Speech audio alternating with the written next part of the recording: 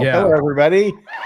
There we go. There we go. There's the applause. That's the genuine applause. What I was doing was the fake applause. I don't. Maybe I break up a bunch. I bet that's what's going to happen. So, but let me just say to the audience, it's been a crazy day, and I ended up going to a dermatologist. Had a little like 1-inch cyst mass thing removed from a part of my body that I'd rather not describe. And man, that lighting is not good either. So, I got home and I'm bleeding out of my stitches really bad. And again, am I breaking up, by the way, RFM? Because you're coming in really blotchy. No, you look great. Good. I look great from here. Excellent. Okay, good. For me, it's blotchy. For on your end, yes. I'm going to take the names off. And there's just been other stuff going on. And so today, the show started a little clunky, and I'm not going to apologize because it's a cluster F over here at in my area. So anyway, RFM, I will let you take over. There may be times I take myself off the screen. And the echo, by the way, the echo is because we had that screen share up at the bottom there. I'll take myself off the screen at various times. I'm going to be a little not all there is for terms of trying to figure things out. So I will try to support you, RFM, in presenting this the best way we know how. And with that, I'll give it over to you. Okay, I hope everybody who's in Utah, and especially those in and around St. George, will have 911 on your speed dial in case Bill Reel passes out on the air.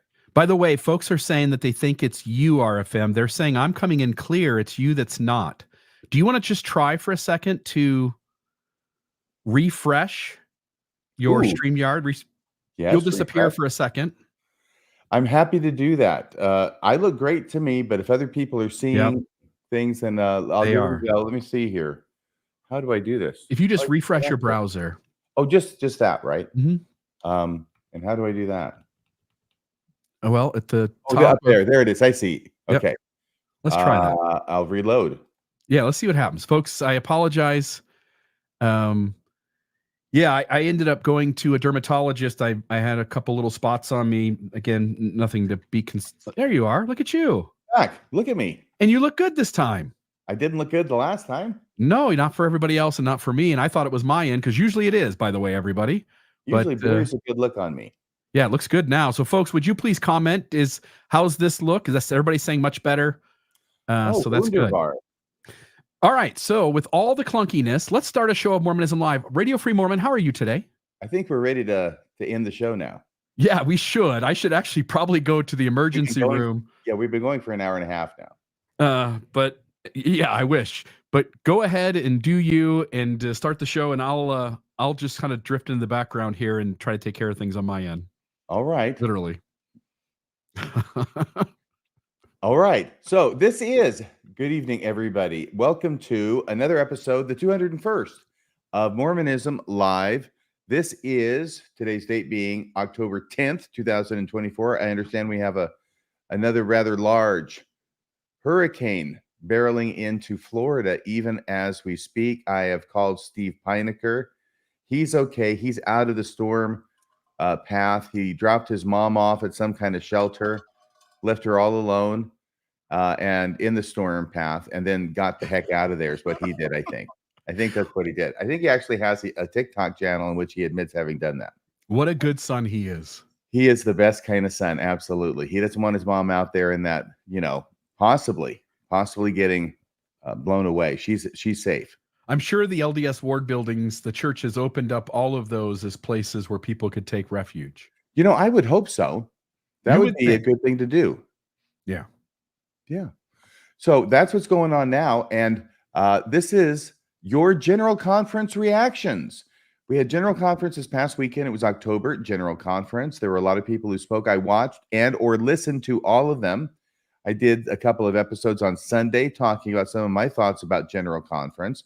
We talked a little bit more about General Conference on the Mormon Newscast on Monday, but you know what we haven't really had? We haven't had a chance for you to be able to talk about General Conference. So we want to hear what you thought about General Conference. Was there anything that particularly struck you as memorable or remarkable? And I have taken, in order to fill in any lags in time, I've got a few clips here that I have put together. there's three real things I'm talking about in terms of people who spoke. And the first person I wanted to mention was Elder Cook, Elder Quentin L. Cook, who's looking more and more like the principal at Riverdale High School, Mr. Weatherby.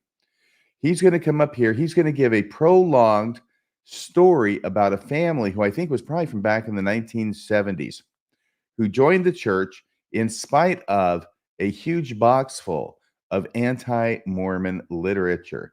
And Elder Cook gives us really a lesson on how to deal with questions raised by anti-Mormon literature. And he talks about this for a couple minutes toward the beginning of his talk, and then he revisits it toward the end. So I have actually taken the clips from the first part and the last part because it's really all part of the same story. First part, he talks about the book. Excuse me, he talks about books as well and handheld devices. But there is a box full of this anti-Mormon literature, and then he's going to revisit it toward the end. That's the second clip, where he's going to liken it to what you and I do, Bill, that we are actually modern day cardboard boxes full of anti-Mormon literature, which members of the church would do well to avoid, seems to be his main message. And then there's a third clip, which has nothing to do with any of that will play after that's over. And I want to get everybody's comments on that. Okay, here we go. When I was a young bishop, two marvelous sister missionaries were teaching the William Edward Musman family. The father, a very capable lawyer, was general counsel of a major corporation. His devoted wife, Janet, was helping the family strive to live a more Christ-like life. Their exceptional son and daughter, both in their early 20s, were also being taught. All four had received the lessons and were attending church. The sister missionaries had emphasized reading the Book of Mormon and praying for a testimony of that sacred scripture. Remarkably, the family prayerfully read the entire Book of Mormon in a short time. Wow. Ward missionaries, both of whom were prior Ward Relief Society presidents, accompanied them to sacrament meetings. As the family was nearing baptism, they received a barrage of literature critical of the church. This was before the internet, but the material filled a large cardboard box. The sister missionaries invited me as a recently called 34-year-old bishop to help answer the questions being raised. When we gathered in their living room, the large box of pamphlets critical of the church was in the middle of the room. I had prayerfully approached this assignment. During the prayer, the Spirit whispered to me, "He already knows it is true." This was important. The sisters believed that the rest of the family already had a testimony. They were unsure about the father. I immediately informed him that the Spirit had prompted me that he already had a testimony. Was that true? He looked at me intently and said that the Spirit had confirmed the truth of the Book of Mormon and the church to him. I then asked whether it would be necessary to review the pamphlets if they already had a spiritual confirmation. The father replied that it would not be necessary. The rest of the family concurred with his answer. He said he did have a significant question. One reason they had received so much literature opposing the church was that they were members of another faith. In addition, he had made a large pledge to help build a new chapel for that faith. When I was a young bishop, two marvelous sister missionaries were teaching the William Edward Musman family. It just flipped through. The father, a very Okay, so that's the capable first lawyer, clip. was general counsel of a. So there's the first clip. That's the first part of the story. And this is just remarkable to me the more and more I listen to it, because the more and more I listen to it, the more and more I see what he's doing and why he's doing it. First off, the head of the family, he's a lawyer. He's smart. And he's a capable lawyer because he's the general counsel of a big freaking corporation. So he knows what he's doing, right? All right. Would that we were all as smart as this lawyer is. And this lawyer is smart enough to know that if he felt the witness of the Holy Ghost, he doesn't need any questions answered that might have been raised in any of these pamphlets. And in fact, apparently, these questions had been raised to such an extent that the sister missionaries, who apparently were senior missionaries, both of them having been prior Relief Society presidents, called on their young 30-something newly called bishop to help him out, right? Just too bad the cavalry wasn't available to them back in the 1970s. Otherwise, they could have gone over there to Travis Anderson and he could have helped him out. But now, miracle of miracles, they tap the bishop to come with them, and the Spirit tells them the dad has already gotten the testimony of the Book of Mormon. Remember, they already read it before as a family in a remarkably short period of time. Everybody else already has a testimony. Only dad doesn't. So he gets that witness. Spirit tells me you already have a testimony. Is that true? He looked at me intently and said, yes, it is true. Okay, well, we don't have to deal with any of these issues then in the anti-Mormon literature. It's a crazy way to approach things, right? That you have a spiritual experience, so you know this thing is true. But in all reality, lots of people and lots of systems have spiritual experiences. Hence, wherever the data leads should still have an effect, but rather than dive into the concerns, if you know it's true, let's just move on. Right, and they're going to, because they don't have to deal with any one of these issues that are raised by this huge cardboard box full of anti-Mormon literature. Thank goodness for the Book of Mormon and the Holy Ghost. And of course, what he's trying to say is, go thou and do thou likewise. Nobody's going to be as smart as this lawyer who's the head of the family, and he doesn't need his freaking questions answered. All he needs is a witness from the Holy Ghost. That's all you need, and that's all you're going to get if you're lucky. You're not going to get any answers from us about issues. Go ahead. I just want to say, watching the American Sign Language guy, his mannerisms, body language, forget the sign language. I know he's doing his job, but man, the looks he's giving as he does it, it's almost like he's making fun of. I mean, he's not. No. It's just he's doing his job and he's doing it well. But all the faces are like, this bumbling idiot over here. You know, it just seemed a lot like that. But anyway, it's like Comedy Channel. It was a little bit. So, and actually, he's not signing anything. He's just making stuff up. I don't know how he got in there. That stuff happens every now and again. But no, I think he really is doing the sign language. He's doing it great. He's much more interesting to watch than the person who's speaking. So that was the first part of the story. And I'm going to if anybody wants to call in with comments about that, that's fine. If you want to call in about your own. But I did want, before we start taking calls, is to link this up now so that you'll know if you want to go and find this clip yourself instead of just playing the show back, which is what you should do. That was from timestamp 2:10 to 5:32 in Elder Cook's talk. And then we're going to go to 10:37 to 12:38, which is just it's 2 minutes and 1 second. And here's where he's going to circle back to the cardboard box full of anti-Mormon literature and liken it unto the podcasts of today, which you should not be listening. You shouldn't be watching, and you sure shouldn't be doom scrolling, whatever the heck that is.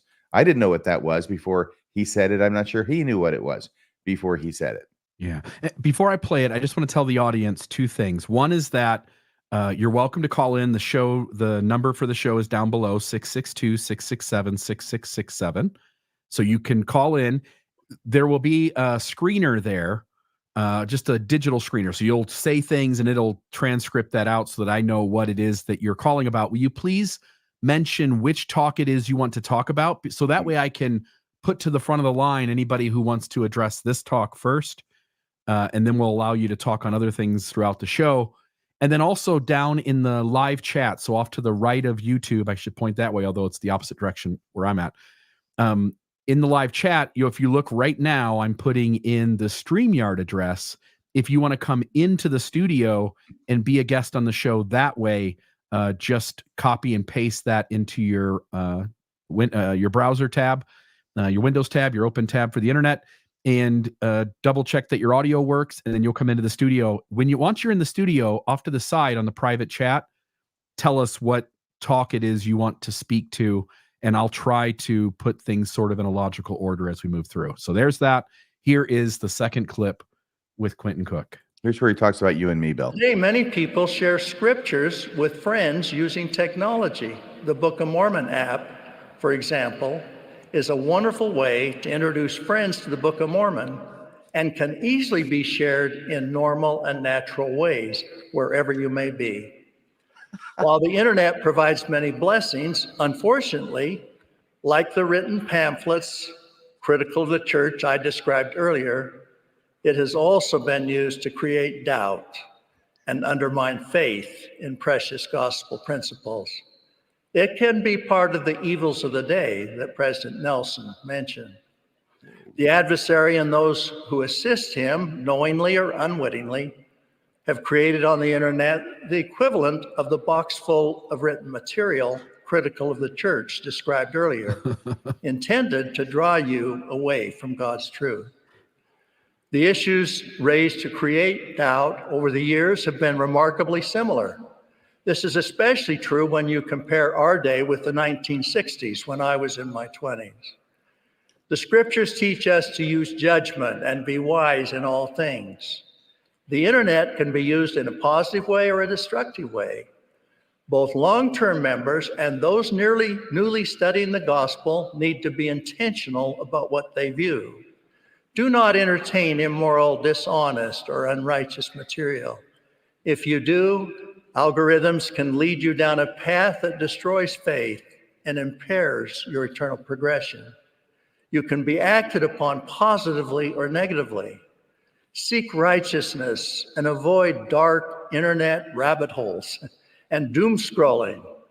Fill your life with positive, righteous ideas. Be joyful, have fun, but avoid foolishness. There is a difference.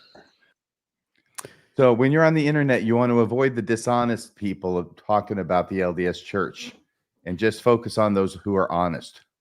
Well, that means no one should have even heard this talk, should they have? I know he's really preaching against himself. It's embarrassing, actually. Yeah. He's telling Yeah. everybody, turn me off before I can deceive you any further. I also got, I'll just say it again. The American Sign Language guy did not seem like he was a fan of the scriptures or of the things being said. His faces seemed to be mocking Quentin Cook with every word that was being signed. Well, I have no idea, but I give him credit for making it entertaining. Yeah, it was good. It made it more fun to watch. I might even go back to church to watch General Conference if that was how I get to watch it. I'm seeing a familiar face down there. Yeah. You know who that is? Kobe Reddish. I think it's Some Colby Reddish. rando. Some rando. How are you? You are some rando on the internet. You don't even have a freaking podcast, man. You Why rub should that anyone in take every you time we talk, seriously? Arvin. I'm glad you guys are covering this. I had one comment kind of generally, and then one comment about one specific talk, if that's okay. Oh, sure. So I'm not sure if have you ever heard of the phrase deepities? Have you ever heard of that phrase? What? Deepities? No, I've heard of the antipodes, but I haven't heard of the deepities. Yeah, so a deepity is it's a phrase that was coined by Dan Dennett. Dan Dennett was the least famous, probably, of the four horsemen of the new atheist movement. He recently passed earlier this year. And he coined this phrase talking specifically about religion, a deepity. A deepity is a phrase that's basically so trivial that any truth in it is basically a tautology or just, a nonsense statement. Okay. And just listening to General Conference, I listened to most of it, actually. I would have to wait until the talks were over or the sessions were over and then listen on 2x speed because the 1x speed is so slow and boring. Oh, yeah. But I was really just struck by that phrase and how often the talk in particular I thought was just full of them, was Brad Wilcox's talk. It was like he was firing off deepities just over and over and over again, where if you really, they sound really good, and we're going to see a whole bunch of believing Mormons put those on quote boards and Relief Society bulletins and stuff like that. I remember one was, you've got this because Jesus Christ has got you, for example. Yes. And it's when you really think about it for 2 seconds, a lot of those phrases just fall apart. Did you think he was talking about the tokens from the temple when he did his hand thing? No, I just think he's a cartoon that thinks you can't talk to people. You think I'm giving him too much credit? I think you are giving him way too much credit. I think sometimes we assume that these guys are playing 5D chess, when in reality, I don't know that they could handle checkers. So the other talk that I thought was really interesting was Eyring's talk. Yes. At one point he talked about, you may be tempted. He said something to the effect of, you may be tempted to focus on just having fun with your children, or like spending, like quality time with them having fun. I know he used that phrase fun, and then basically talked about how important childhood indoctrination is. At least that's the way I heard it from my perspective. Right. I remember Um, that. and I think the thing I was struck by, and kind of an overall theme of conference, and I thought Eyring's talk was the worst offender here, was, I remember General Conference even up to, 10 years ago, before President Nelson took charge. A lot of the talks, I'm not going to say they were like significantly different, but a lot of times they would focusing on like the blessings that come from following God that they saw, or the way that we should follow God because he loves us. And one of the things I was really struck by is how many statements in this year's conference were basically just about how you need to follow God just because it's your obligation. Like, you promised to do this before the foundation of the world, therefore you have to do this. And Eyring's talk really struck that same chord with me. And I thought it was kind of a microcosm of the whole talk, which is like, they kind of are just giving up that it's even like fun to be a Mormon anymore. It's just something that you have to do. Like Yes. the phrase that you always use, RFM, from sperm to worm. Earth to earth, Yeah. womb to tomb. Yeah. Well, that was the one talk I wanted to talk about. I don't know if you guys have any comments on that, or if you want to let me I go. remember that. I remember that. He's talking about how when these little kids grow up, they're going to be facing all sorts of criticism, all these temptations, all the things that are out there that are going to try and pull them away from the church. So we've got to make up for that early on by really hitting the indoctrination hard and fast. Totally.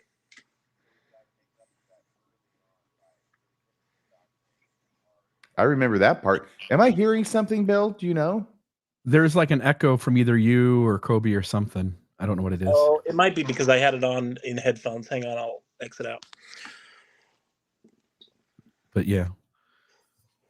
Yeah, I thought it was interesting that President Eyring sat there with a spotlight, bam, on him. He sat in his chair and he did his thing, sitting there in his chair, almost as if they were carving the way for President Nelson. Because he was present at the end of the second session. He was present throughout the second session, but at the end of the second session, they did the same thing for him, except they didn't put a spotlight on him, and he didn't actually speak while he was seated, like President Eyring did. They played something that was pre-recorded of him sitting in that chair in the same place to make it look like that's what he was doing. Yeah, 100%. And I think, that theme of conference, I guess the one thing I took out of it, that kind of theme of conference of like, this is your obligation, and just so much talk about like substituting the will of God or the will of Christ for your own will. It really struck me, a few months ago, we did that response to Jacob Hansen, the three of us, and we played some clips from Christopher Hitchens.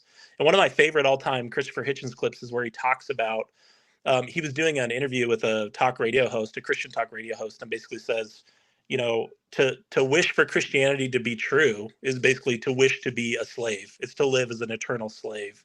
And I know that would be offensive to any believers who are listening, but when you listen to the way they describe it in General Conference, it's really difficult to see the difference aside from just a difference in descriptors and perspective. Like what they're describing, completely submitting yourself. Yeah. How is that not exactly what Christopher Hitchens is talking about, right? He even jokingly calls it a celestial North Korea. Right. Celestial for all Christians, or Mormons specifically? All Christians, right? He was talking about. Right. No, we even got the same old, what is it called? A trope. Did it start with Neil Anderson? Did it start with Boyd Packer but we heard at this past conference about how the only thing we have that's of our own that we can sacrifice to God is our free agency. And so that's what we have to put on the altar. It's been a while since I heard that. Yeah, 100%. Well, those were my thoughts. It kind of struck me that it kind of just struck me as how sad it is that people are just willing to give up that much of their autonomy, even if you believe these things are true. I really like the perspective of people who are on the believing side of the spectrum that recognize that you don't have to completely submit and don't have to completely cede your agency. That it should be, you can strike this balance regardless of where you fall on the belief spectrum, while retaining your personal autonomy. And, you know, I guess I would invite people to do that. I would exhort people to do that. Very good. I would suggest there's something innate in humankind that is part of the human condition that we typically seek for something to subjugate ourselves to. Oh, I would 100% agree, because it is so much easier. I mean, just the field that you and I share, RFM, you know, even when we look at things like the whole idea of precedent, there's really no basis aside from the fact that it's the way the rules have evolved that says we should follow precedent, right? It just is this shared narrative, the shared mythology, the shared agreement that we have, exactly like fiat currency or any other narrative that our humanity shares together. Yeah, and it's nice to think that as an attorney, you have some idea of what's going to happen when you go into the courtroom. It's certainly not always the case. In fact, it's rarely the case, but it's nice to think it. Yeah, 100%. All right, Colby, thank you so much for calling in. It's been great talking to you. We'll go now to Colch, unless there's somebody on the phone, Bill.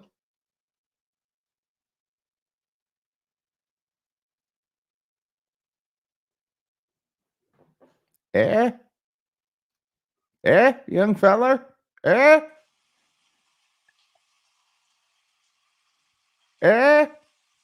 RFM. Hi. How are you doing, Colch? I'm doing well. I think Bill's muted. He's got he no clue. Is he calling you an old man or what? No, Or you're I think he's making fun talking of to you, me? Bill. I'm trying to find ways to say you're muted without saying you're muted. Yeah. Good luck. Good luck. We're destined to be muted a million more times. Did you see me doing You my can't own teach thing him. live on Sunday with my 2 episodes, and I muted myself? I blamed you, though, just so you know.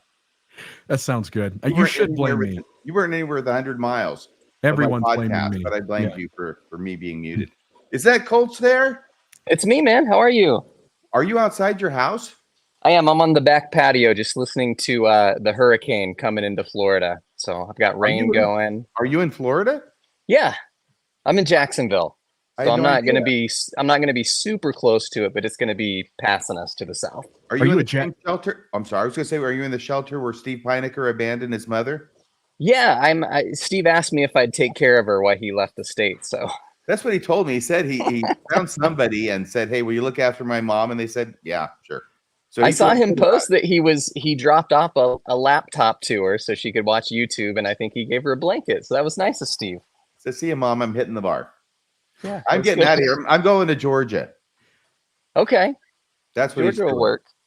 Is that a dog you have with you? Is that a cat? This is my new puppy. We got a little poodle about 2 weeks ago, and he's biting the shit out of my hand right now. But we're having a good time. What is this with poodles? We love them. I don't understand this love affair people have with poodles. Bill has a poodle. Do you get nice, Bill? I know you were good people. Yeah. Yeah, poodles are great, RFM. They don't shed. That's the big thing with us. We need a non-shedding dog. But they're not pleasant to pet. They have all this curly hair. That's what I like about them. I think it's cute. Look at this. Oh my god. Okay, what's the name of your dog? His name's Mickey, like Mickey Mouse. Okay, but he's a dog. He's a dog. The breeders named him that, and we're just big Disney fans to begin with, so we decided to keep the name. How far are you from Disney World? If there's no traffic, like 2 hours. When there is traffic? 2.5 to 3, depending on how bad it is. You're going to say 3 days? Yeah, sometimes it feels like that. The traffic in Orlando, it's bad. Did you watch General Conference? I didn't watch much of it. I caught recaps, and then I did the talk I was calling in to talk about was Oaks's Following Christ talk, which was basically Peacemakers Needed 2.0. Yeah, what is this Peacemakers? I was writing down. I didn't say this when I was talking about it, but it's like he's already gunning up for getting his own peace award. Yeah, I don't know. It's just weird because Nelson gave his talk last April, and it seems that the members had already forgotten it or disregarded it, that they felt like they needed to do another one. Yeah, at least 3 people were talking about, hey, we need to be civil in our political discourse. But I wonder if church leaders are really that worried about it to have 3 talks in General Conference about it, or if this is just sort of what they're saying in order to actually mean religious discourse about us. That's a good question. I don't know. It felt like a call out to the members. for their online behavior. That's what I kind of took from it. So I was thinking of the Jacob Hansons and the Ward Radios and those types. They're never ever going to hear that being applied to them, not in a million years. What they're going to hear is Elder Quentin L. Cook talking about the anti-Mormons and how they're helping out the adversary, whether we're intentionally or unintentionally. That's what they're going to hear. Don't you for guys, sure. Don't you guys think, though, one of the things that constantly goes on in Mormonism is that the leadership is always telling the members any discourse that has any tension to it, any confrontation, any disagreement, that's not how we do things. You should run from that as far as possible.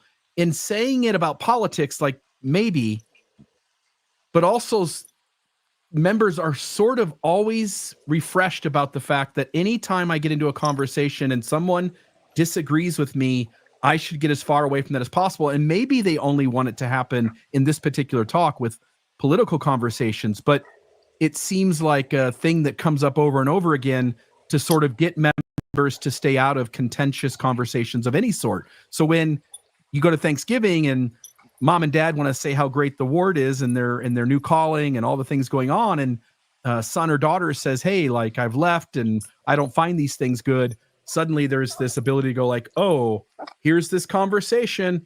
Nelson talked about politics the last time, but it's been said 1,000 times before and only been politics, a few of those. We should stay away from these kinds of talks. I think the LDS Church has come to use it sort of as another thought-stopping technique. It is. Yeah, that's very possible. And I think definitely some members will probably take it that way. But I did an interesting experiment on social media the last day or two, because I did a video covering Oaks Talk. Did you fast? What's that? Did you fast from social media? No, I did not. Experiment? No. My experiment was to basically promote Oaks's talk, to give him kudos. I did a video on it. Some people might have seen it already. But basically just to say... It dropped at 10 o'clock last night? I think it dropped right before Mormonish's episode last night.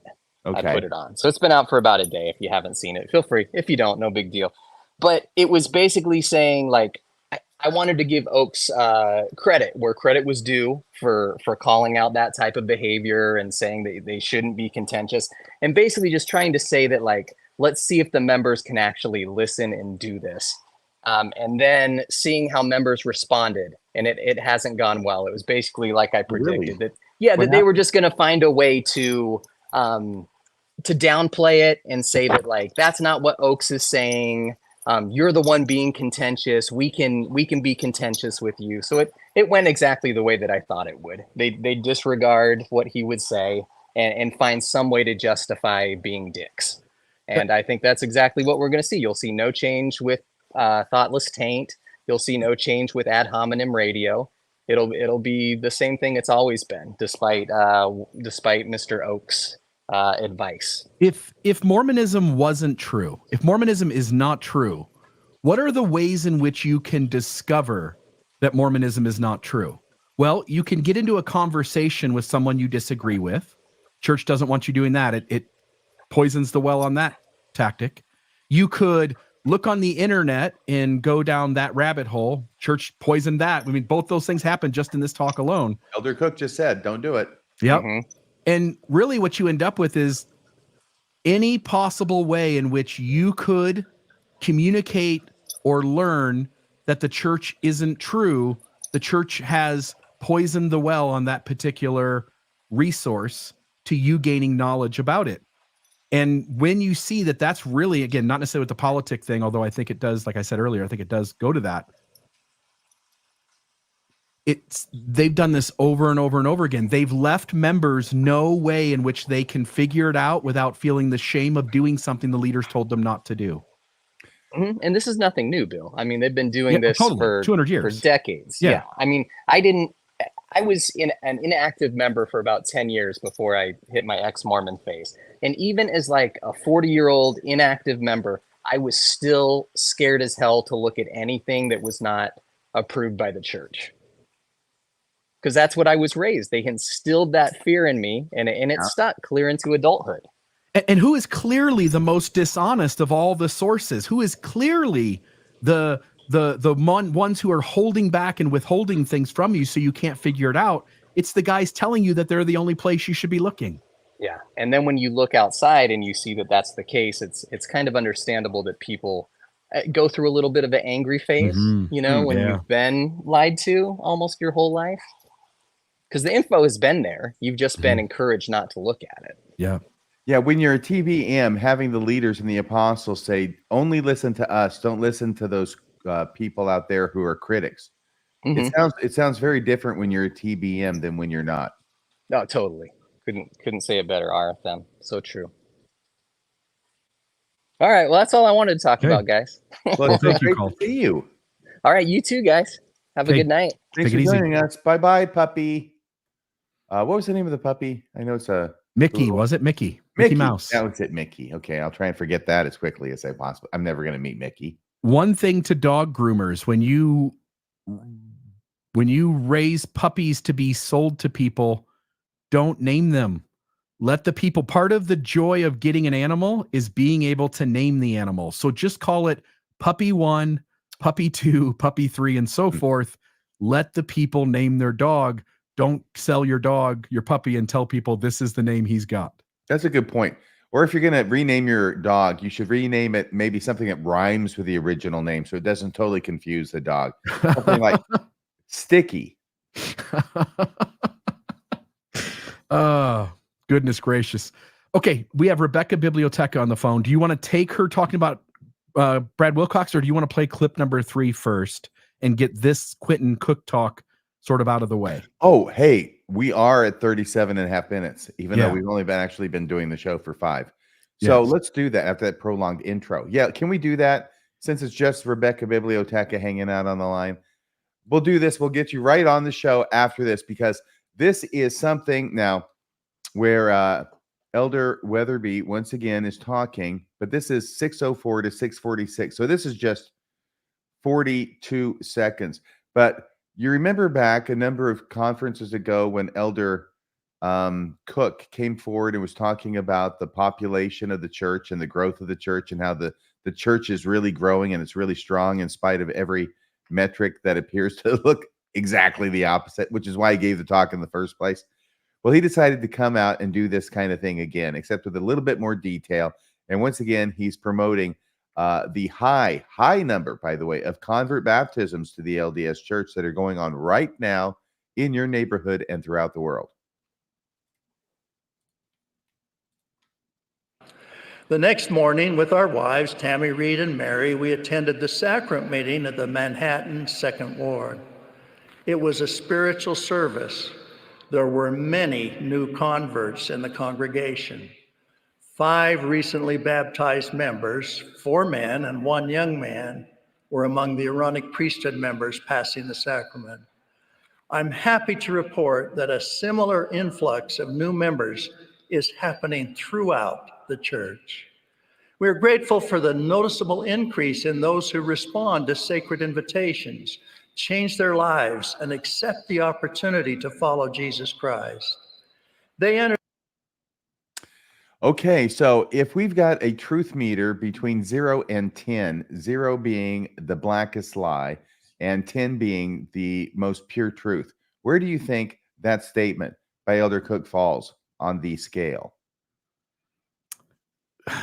I have to guess, don't I? Because the church won't actually release the numbers so that we can gauge what things are happening, right? Well, that's a helpful clue to guess where it is on the scale. Yeah. So it's on the lower end. There are lots of kinds of lies and some more serious than others. I'd put this at like a 3. Okay, so 3. All right, so that's pretty bad. All right. Well, you know, I have trouble believing him, because why should I believe him when they refuse to give us the stats? Yeah. Why do we have to settle for anecdotes when they have the numbers, but they refuse to share them? Yeah, they count everybody in terms of who is on the rolls. That's the metric they give you. And even that's not accurate. I can't remember where it was, Mexico or somewhere, where the church claims it has 1 million something members, 1,112,000, whatever it is. And the actual when the local government does their surveys, sort of like our Pew Research kind of stuff that goes on here, people that self-identified as Mormon was like 200,000. It was exponentially lower. Right. And so the church counts a lot of people who don't count themselves as Mormon. And it might be 4, 5, 6 times the number of that they're claiming. It might be 4, 5, 6 times less of people who are self-identifying as a Mormon.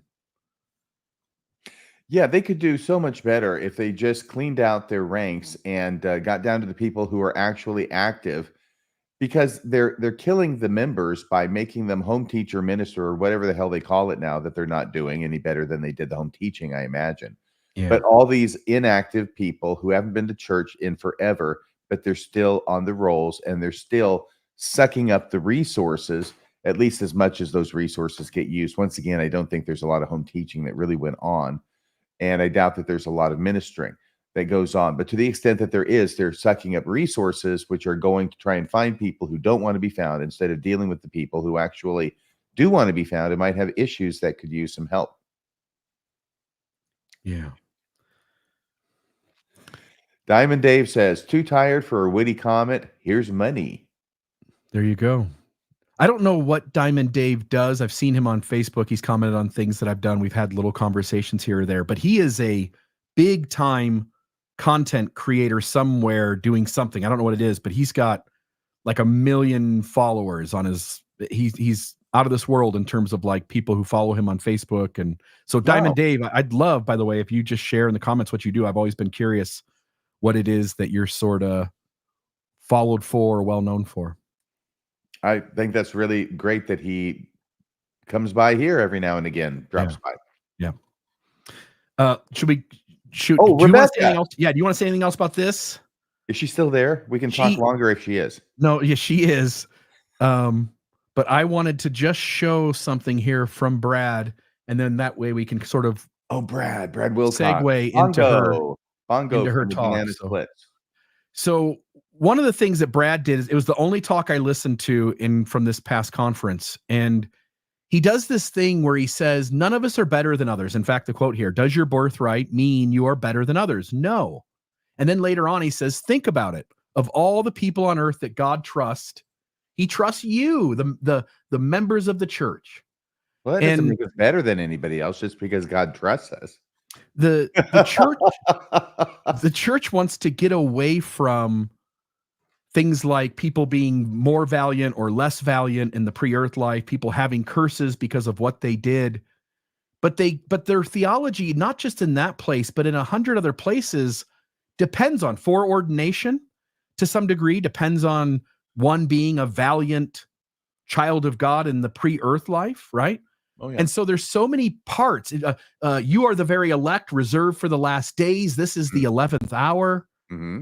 There's so much Mormon theology that absolutely tells the member of the church, in the pre-earth life, you are the good guys. You're special. You're here to do the great work and to help the rest of humanity along. And out of the other side of their mouth, we disavow all this talk about people being less valiant. But if you have someone who's more valiant, you can't have that unless someone else is less valiant. The church is right when it says you can't have good without evil. You can't have righteousness without unrighteousness. And they can't play it both ways, but that's exactly what they do. Is one side says, no, the bad people aren't really bad. They're not being bad in the pre-earth life, but the good people were really good in the pre-earth life. And so many places in Mormon theology can't let go of that. It would be really difficult to untangle all of that theology about the good people being reserved for the last days. God trusts the Latter-day Saints to help the rest of humanity along. It's sort of a strange thing. Anyway, there's that. Do you want to go to Rebecca here? I think that my Latter-day Valiance has passed its expiration date. It definitely has. Second anointing or not. Here's Rebecca, I believe. Rebecca, are you there?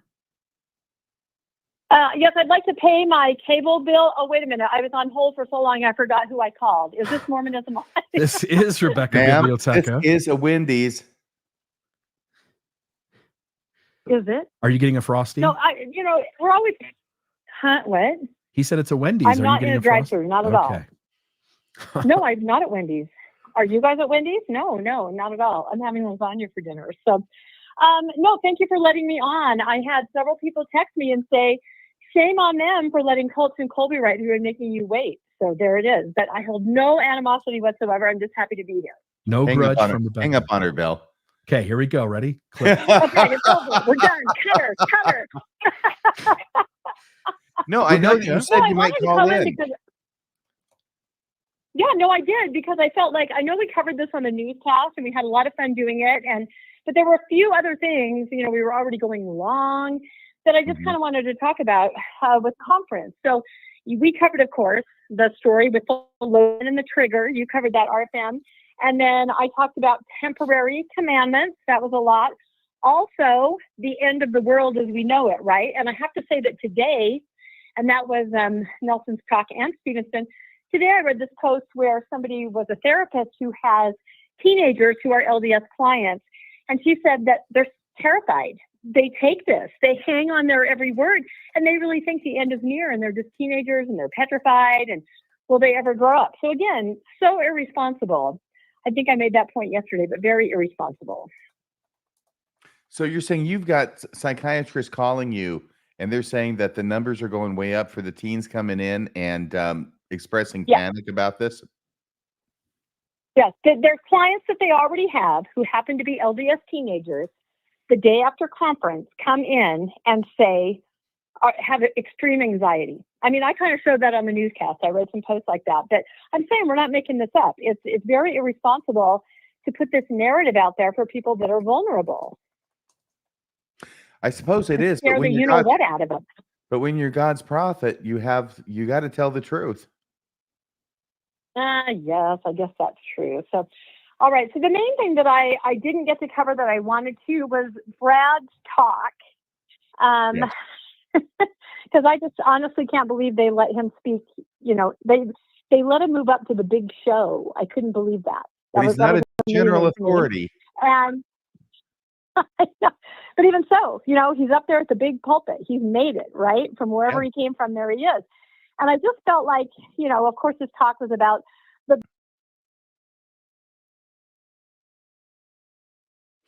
Hey, Bill. And then. Hang on a second. I'm so sorry. I tried to take myself off the screen for a moment, and it made you mute as well. I was going to stand up and check the towel underneath me to see how I'm doing.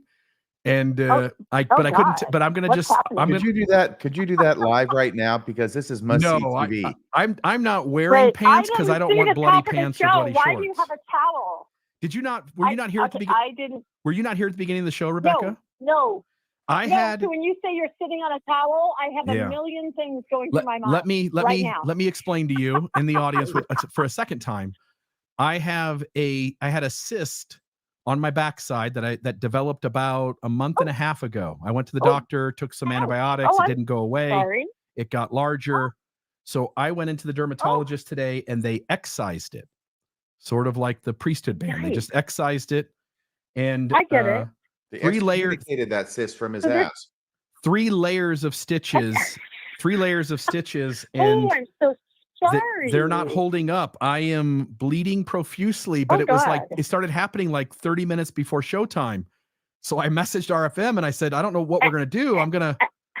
My brother said go to the emergency room, and I said I've got a live show tonight. I'm gonna bleed out first, and then I'll go to the emergency room after the show's over. No, I feel like if there's a doctor in the chat, I think they're telling you right now, it's okay, Bill, go and take care of your ass. Well, that's fine, but then we can't play any audio because RFM would need to share the screen a certain way. So I'm managing it. And I was going to check my towel to see if I'm bleeding out. I feel good. I'm not turning pale. I don't think I'm going to pass out anytime soon.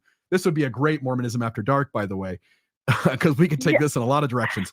But I'm bleeding profusely out of my ass cheek. And we're still doing the show anyway. Hell or high water. If this were a movie sequel, it would be Bill's Ass Strikes Back. Bill's Ass Strikes Back. That's right. So anyway, I can say to anybody who questions your dedication or anybody's dedication to this and putting out a quality program, you're literally bleeding for it. So He's going to exsanguinate on live TV. Exactly. Wow. I'm I didn't know. exsanguinating So, whatever you just said right as we speak. Exsanguinate. It's a great word for bleeding out. I went through about a half yeah, a but roll you're of not paper in towels pain. Are before you this in pain? started. What's that? No, but his ass Are hurts you like in hell. pain? Am I in pain? I mean, as much pain Come on, as come one at would, me. as Yeah. much pain as one would be in if they had a cyst that was about, he said it was 3 centimeters, which I think there's 3 centimeters to an inch. It's like So I the think size of Manhattan. Okay. So it was a 1-inch cyst, God. and they cut it out and they Okay. stitched it at 3 layers, but those stitches didn't hold. The I'm stitches bleeding didn't worse now hold. than when I Yeah, left the doctor's office. Okay. I Bill feel like flexed you need his to go to ass, the and ER that as was soon all as for the those show's over. stitches. I will go to the ER, Wow. but not until the show's over. So let's. Damn right. So Oh, Rebecca, Okay. Well, we said I'll all of talk the. fast because yeah. Bill's a professional. We said all of that to say this. You got muted for a few moments. Would you please That's right. refresh us on what you were saying about Brad Wilcox? Just go back 10 seconds and what you were Oh, saying. I can never recreate what I said. It was comedy gold, and we just missed it. So I'm just going to have to go on from there. So no, I just kind of said that I was really surprised that he was called up to the big show. You know, I wasn't sure that I'd ever see that day, yet there he was standing in front of all of us. And of course, he talked about, you know, the birthright, what you kind of just touched on before, the nobility of the people, you know, chosen generation. Don't you know who you are, Harry Potter? You know, it's all that kind of stuff. It works. It's really good. And then he uses the strangest metaphors. And he said, I don't know if you guys remember this, you know, you can't be a lifeguard if you're dressed like the rest of the swimmers. Okay. So I guess that means, I don't know what it means. We should all be wearing Speedos, we're lifeguards. But I will point out that last year he gave another talk, which was about going on a cruise, on a boat. And he said, you go on the cruise, but you're not a passenger, even though you paid. You're the crew. Mm-hmm. You get to serve. And I'm thinking, what a horrible metaphor. Who wants to go on a cruise, pay full price, and be told that you're the crew? But my question to you guys is, what is this obsession with swimwear, boat metaphors? Think about last year, who was it that talked about the dinghy, rowing the rusty dinghy, the year Elder before, Renlund and his wife. the boat. Then there was Gong and the immodest swimwear on the beach. And then there's Uchtdorf and that story that he told about the man on the cruise who didn't know that he had access to all of the things. I'm just saying, they seem to be obsessed with this metaphor. And I just wonder, does it carry over to a worldwide church? You know, do people in certain parts of the world understand what this is even about? Is this something that translates? And just why do you think they're so obsessed with swimwear, boats, dinghies, ocean travel? I just don't, I can't imagine. Well, it's the dinghy in Erudite barges. Yes, with the Speedo. So here's the thing: is that he says that it's good to be in the crew on the cruise because you get paid, right? That's what he says. You get paid. But you paid to be on the cruise, and then you're paid through some kind of, superficial blessing or something. I did a podcast on it when he first came out with that a year ago. I called it the Lord's Boat, like the Love Boat, one of my favorite shows when I was a kid. Yes. So it was the Lord's Boat. But yeah, I just thought it was very strange. The metaphors, maybe they work for other people. Just for me, they don't. I find myself kind of scratching my head about them and going, I'm not quite sure what you're trying to say. The crew actually has to pay 10% gross in order to help everybody else out. Yeah. No, now that you say that, it really is a good metaphor. You do more than others. You're responsible for more than others. You can go to hell because you have the knowledge and you can deny the truth, and you have to pay 10% off the top. It's actually pretty accurate. You're right. Actually, it's the crew's the only group of people that paid to get on the boat. Everybody else is riding for free. And you can die and have ordinances performed for you and never having paid tithing in this life. Yeah. Oh, yeah. No, I used to think that even when I was a kid. What did I do so wrong to be a Mormon? Why couldn't I just be like everyone else, living their life and then have everything taken care of for me after the fact? I had that thought when I was very young. That is interesting. By the way, Elder Renlund gave another talk that was similar to the dinghy talk, where he likens the church as something that is kind of commonplace, not very valuable. He was talking about dynamite. dynamite. Talking Oh. about the whole thing about Oh, that's nitroglycerin. right. Unstable. That's Nobel, right. Alfred That's right. Nobel, the whole thing. He always has to give us the Yep. whole thing. Yep. And the dynamite, Yep. the nitroglycerin it's unstable. So he went and he found some crappy, crumbly junk to mix it with. And that's what that's what becomes the dynamite. He said what the name is for the crumbly, crappy, cheap stuff, which is what you mix the nitroglycerin with it in order to make it more stable. So then you've got dynamite. But he specifically likened the nitroglycerin to the gospel or the Holy Ghost, because that's where your bang is. And the crappy, crumbly stuff that you mix it with, that's the church. That makes sense. And I feel like right now that I understand this metaphor, I'm going to put something on my Etsy shop. It's going to be Jimmy Walker, and he's going to be going dynamite, right? And he's going to be standing in front of a temple. Do you think it would sell? I think you might get arrested. It might. I think we might. And nobody knows who Jimmy Walker is. Nobody knows that show, Good Times, except for maybe you are. I know exactly who Jimmy Everybody's Walker is. too young. John Amos That's just right. passed away recently. Dynamite. He's the poor man's David Chappelle. Oh, it's an even joke, even when you're bleeding out. So, well, I'll hang up and make room for the next caller. But I just wondered if anyone had any thoughts on all of these oceanic metaphors that the church seems to make, and maybe it just goes back to Jaredite barges. I don't know. I don't know. I don't know either. But you're right. There are a lot of them sailing about, and they seem to be vying with each other for who can come up with the best sea cruise, sea org analogy. See, and that's kind of what I thought. There is a lot of similarities. I've actually visited Clearwater, Florida, with the amazing Steve Pinecker, who's hunkering down in a hurricane right now, as we discussed. And we went to, the Sea Org building there, the instruction building, and we watched some of the videos and read some of the materials. It was really interesting. Everybody was dressed, in uniforms, military, like Navy-looking uniforms, and just walking around the town. It gave me a glimpse into what people must think about Salt Lake and Temple Square when they come to visit. There's a look, right? And you're just like, who are these people? What are they doing? But it was interesting because we talked to a woman there, and she was kind of a guide, and we said, "Oh, were you raised in Scientology?" And she said, no, that's not how it works at all. Both of my parents were Scientologists, and I just kind of watched them and learned from them. I thought, okay. But she wasn't raised in it. But I wasn't raised in it. Yeah, I wasn't raised in it. But I watched my parents, and I learned from them. I thought that was pretty good. Very good. So is there anything else you want to share with us tonight? Nope, that's it. Did you guys cover the Nelson Jesus faux pas on the screen? You might No, want to we talk have about not. that. That was a good one that we didn't get to cover. Oh, because We that have was I thought that was a really good one. Yeah, that was interesting. There was a moment there where President Oaks was speaking about the Savior, and onto the screen, because they use visual aids now, for a long time flashed a picture of President Nelson. And he kept talking about the Savior loves us, the Savior. And it was a picture of President Nelson. So people are debating on social media, was that intentional? Was it sort of, like a subliminal message? Seems strange they didn't catch it with all the checks and balances they have to make sure Ronald Pullman never happens again. Exactly. They have a team of tech nerds, I'm pretty sure. However, there was another moment kind of like that. And maybe you already discussed what happened with President Eyring.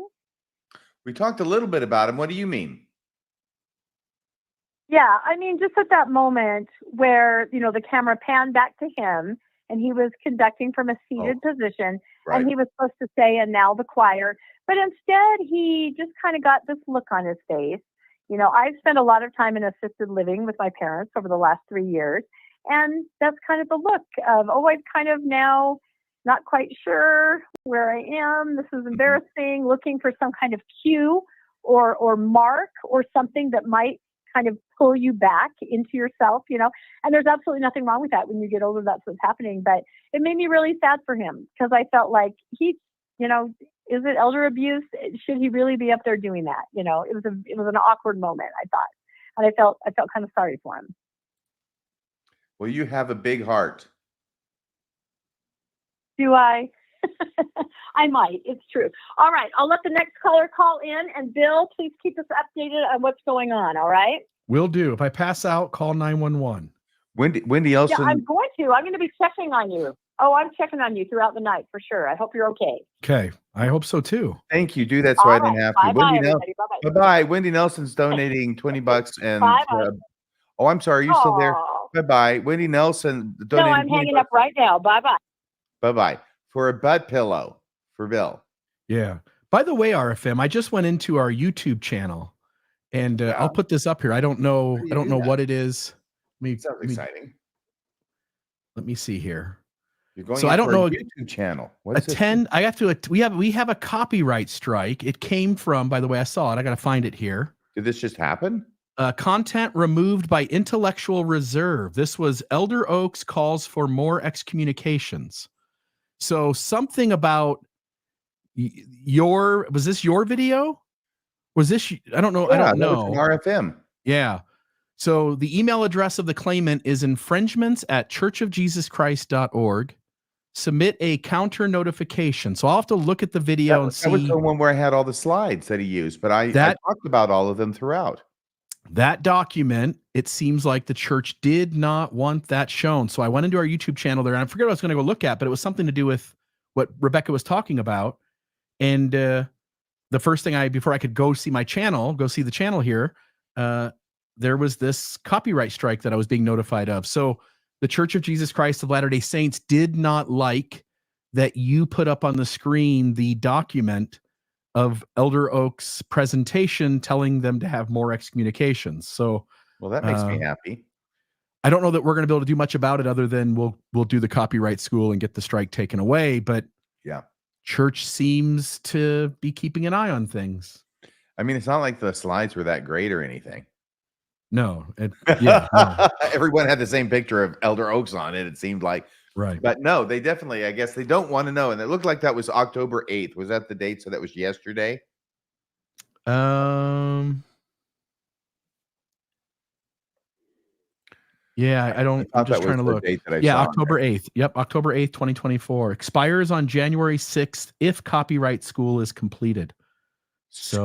Copyright school. So you're supposed to take some kind of, I don't know what, education. We could probably fight it on fair use, but my trouble is if I start to fight the church on something like this, they'll take it to the end. I mean, they obviously know what my next move is, which is to claim that we're doing fair use, which I think is legitimate. Yeah.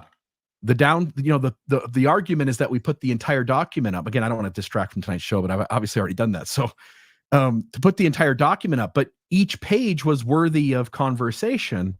Mm-hmm. But if we fight it, the church has $265 billion and we don't quite have that much. So if we don't fight it, what happens?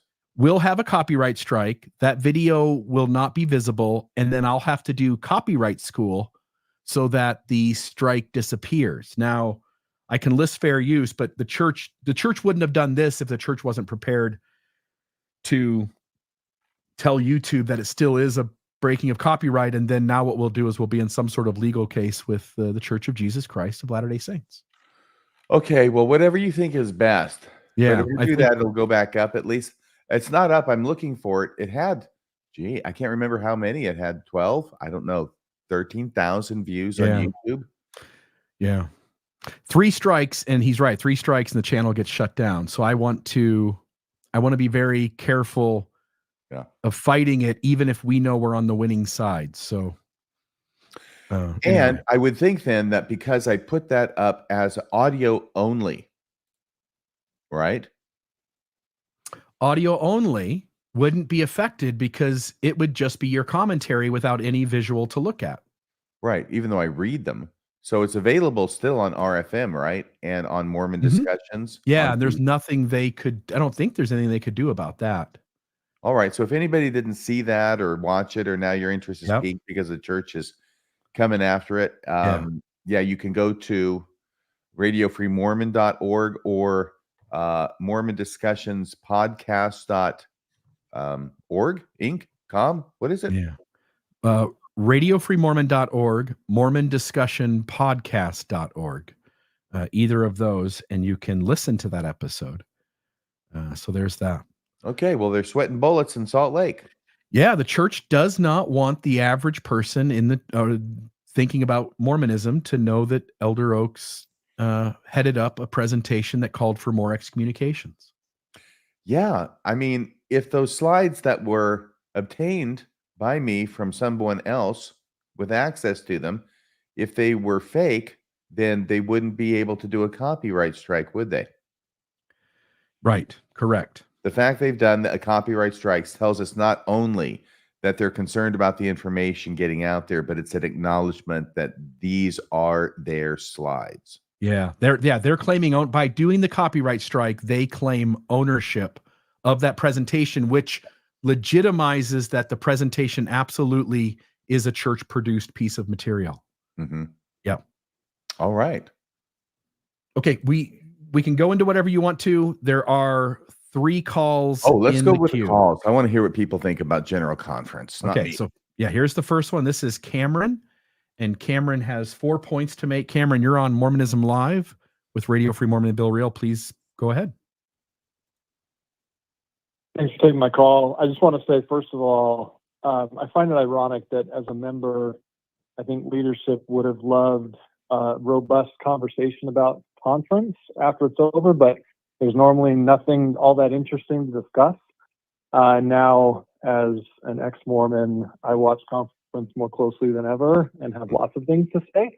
Yeah. And there's no one to talk about with it. And here we have it. Now you've Yeah. got 660 So here we go. people to talk about with it, Cameron. And thousands in the There we coming go. days.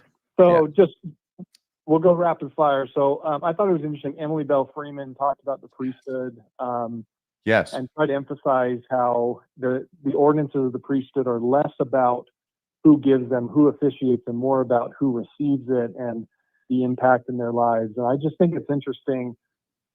That's a fair point, but at the same time, the problem with women not being able to hold the priesthood is that priesthood is not just ordinances. Priesthood is leadership. And so until the church will take the step it needs to make to extend priesthood to women, there will always be inequality.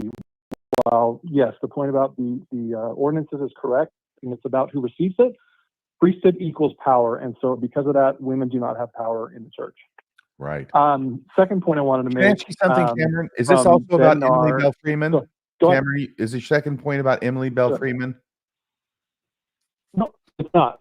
So go ahead. Because I was wondering, what did you think about her hairdo?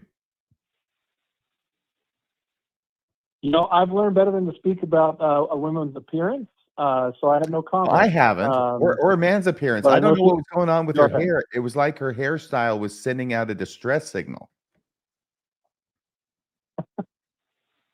No, I know she's a big name, and so I will say this about her. I do wonder. I wonder which speakers are given talks that they are supposed to talk on, as opposed to what they feel impressed to speak on. I think there's probably a mix, and I've wondered if she wasn't assigned to give the we are okay with not having the priesthood talk. For this conference. I expect the man gave that to her to give.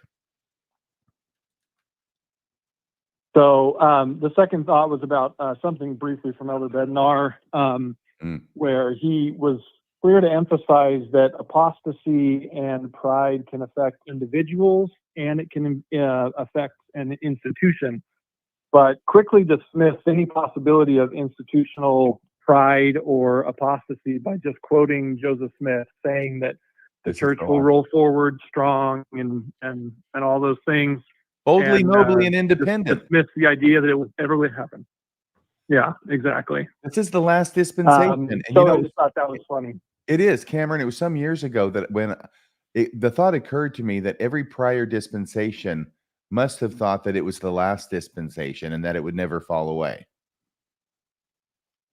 Yeah. Yeah.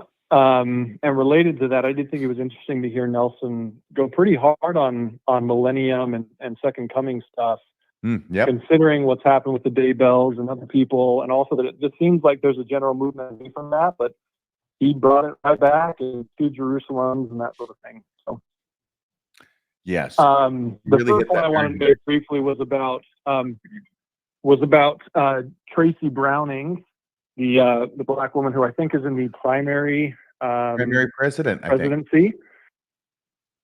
And I just thought it was interesting. So to set this up, I'll say I thought that the fake apology episode you guys did a couple weeks ago was one of the best of all time.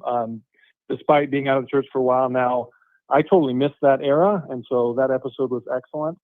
And in the fake apology, where fake President Nelson talked about we were wrong, and we were wrong on this, and we were wrong on that, I think we all were probably moved by that. And it was interesting to hear Tracy Browning when she was talking about Pluto and about scientists and how they were wrong about Pluto. And there was some group of scientists that got together to make decisions and talk about the solar system and all these things. And she quoted that scientific leader.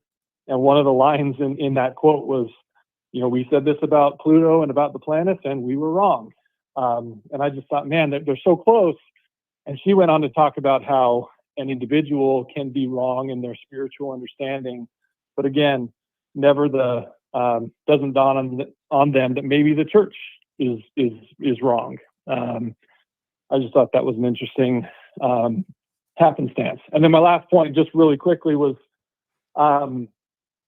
I've been tracking really carefully ever since Renlund's talk about Heavenly Mother in the women's session a couple of sessions ago, how often or not often the word Heavenly Mother or Heavenly Parents was brought up.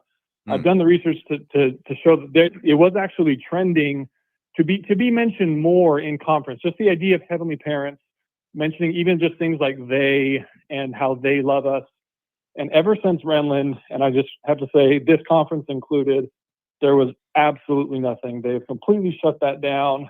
And as someone who, that was one of the big things that pushed me out of the church, it's just been interesting to see how that has developed or failed to develop, and how his talk completely shut that down. There was, when RFM, when you started the Mormon Sunday school, I was doing the Gospel Principles book, and one of the things I noticed, and not everywhere, there were places where they still left in they or Heavenly Mother, but there were several places where it used to say they, and now it just says Heavenly Father.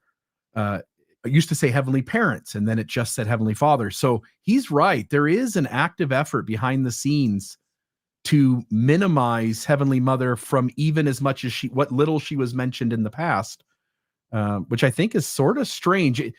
I don't know what they're afraid of. They're afraid of something there, but it feels like if you wanted to get a positive benefit out into the world with your public image, one thing you could do is put the Heavenly Mother doctrine up on a pedestal and celebrate that we're the only religion who puts a woman right next to the man at the highest beings in all of the divine workings of the universe, and really start to open up who she is and what she's capable of, and really start to allow women to feel empowered, which might be the thing they're afraid of.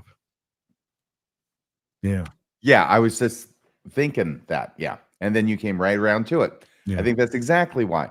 Now, Heavenly Mother, she's a two-edged sword for the Mormons, because the first reason is what you said. We can't focus on her too much, because then, the women will start getting ideas that maybe they should have some power and some equality here in this life as well. We can't have them getting that idea. So, yeah, I think I think they trot out, I hope I don't offend anybody with this. Heavenly Mother is the symbol in Mormonism that the church leaders use to be a brickbat against the LGBTQ people, okay?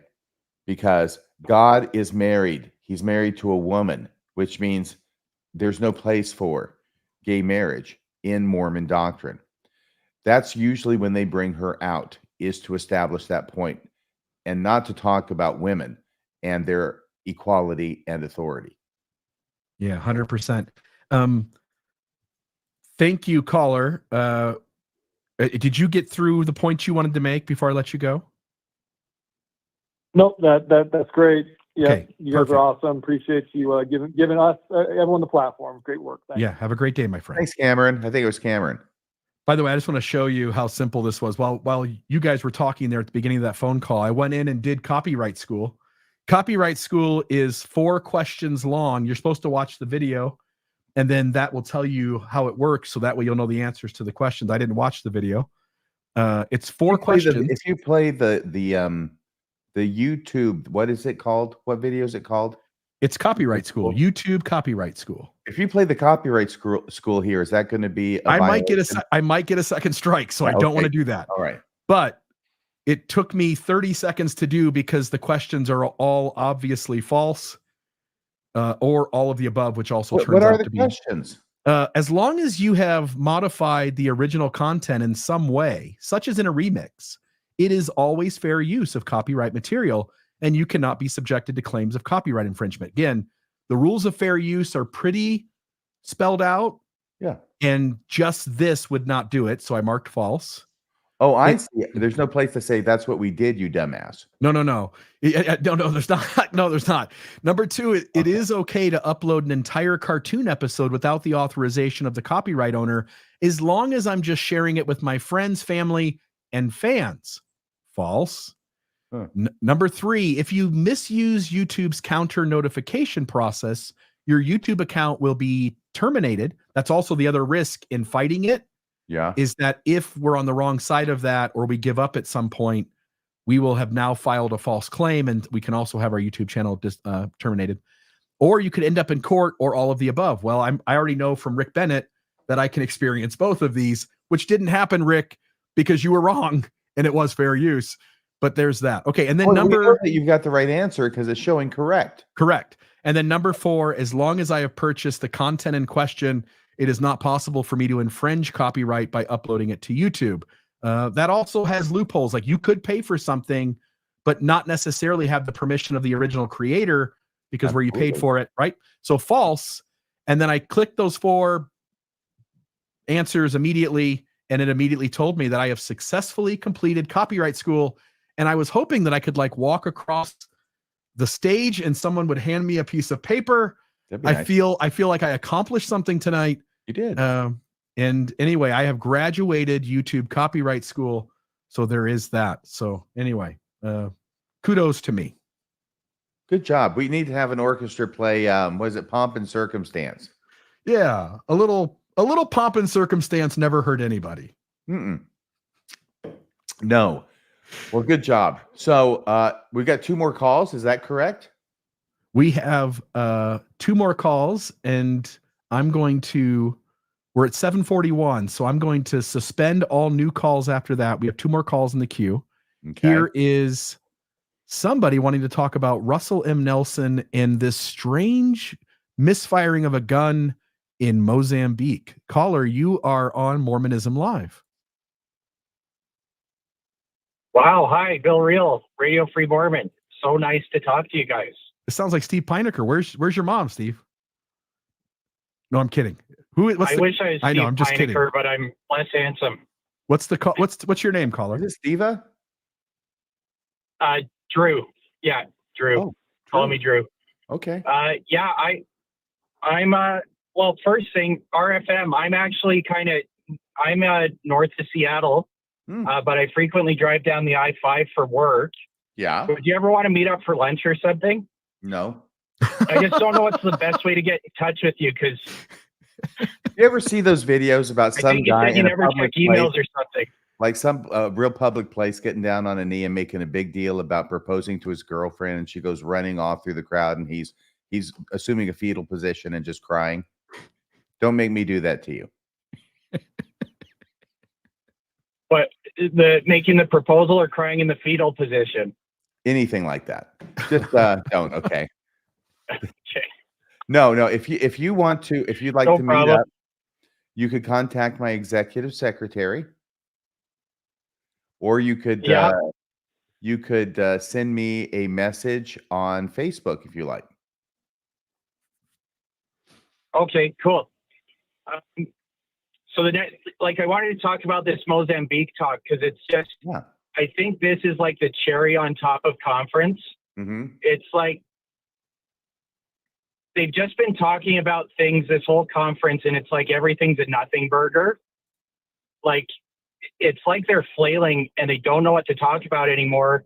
And then they just, as like the cherry on top, throw in the weirdest story that's been debunked multiple times over the years, just to, I don't even know why.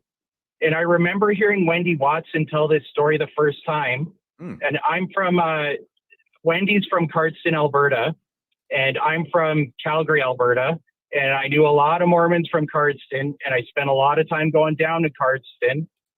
And as soon as she told that story, I was like, this sounds like every ridiculous tall tale I've ever heard somebody from Cardston tell me. And I didn't even know where she was from at that point in time. And then I Googled it, and I was like, I'm not surprised. But like, I just couldn't believe the audacity of the church to throw that talk in after it's been thoroughly debunked. And I think, like, just but at the same time, it kind of seemed thematic of the conference. Like, I can remember, I mean, growing up in the early 2000s, conference had a theme, and even there were controversies worth talking about. I can remember a lot of talks that Boyd K. Packer would say, things that he would say, things that maybe some of the other hardline apostles would talk about, and it would shake people. We'd be talking about it on Sunday, and it would stir discussion. And now it's like there's no theologians or amateur theologians left in the Quorum of the 12. They're just really, kind of spouting corporate speak about the church, not really even engaging in a meaningful theological discussion.